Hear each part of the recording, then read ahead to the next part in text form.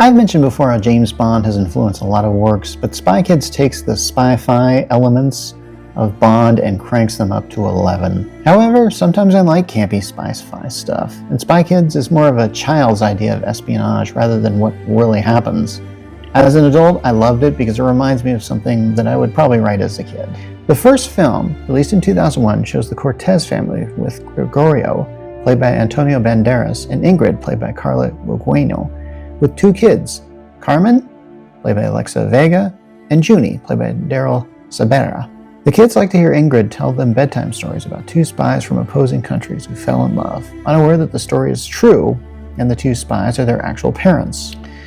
When Ingrid and Gregorio settled down, they retired from spy work and became consultants. Unfortunately, one of Gregorio's comrade-in-arms vanishes and the couple goes back in the field. They are caught by the enemy, a children's TV host named Fegan Floop, played by James Bond alumni Alan Cumming.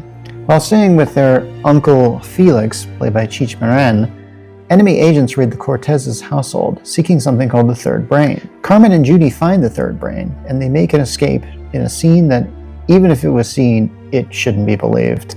The effects in Spy Kids look cheap, but it works for the blending of spy with fairy tale. And this is just the beginning, as Carmen and Judy go on an adventure to save their parents.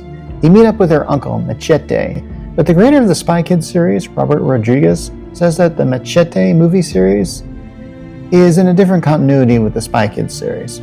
So that was the first Spy Kids movie, and the second movie, Spy Kids 2, Island of Lost Dreams, released 1 year after the original, shows the kids actively employed at the OSS agency, and that takes them to a mysterious island.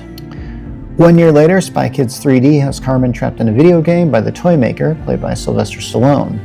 Junie then must enter the game to find her, and much of this film is in polarized 3D, years before Avatar was released. It took 8 years before another Spy Kids movie was made with All the Time in the World in 2011, which focused on a new family with two new stepchildren out to fight a man called the Timekeeper, played by Jeremy Piven, in his attempt to take over the world.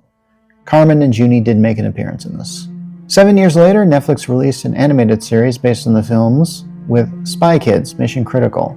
It lasted about 2 seasons, and I've never watched it, so I don't know if it really ties into the movie years before it.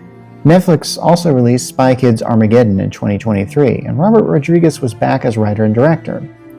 This one also focuses on a new family, and doesn't have any of the characters from the original trilogy, but apparently it does take place in the same continuity and is not a reboot. Now, I've heard there are other Spy Kids movies in development on Netflix, so I'll probably watch them. So, do you like Spy Kids? Did you grow up with it? Leave a comment here.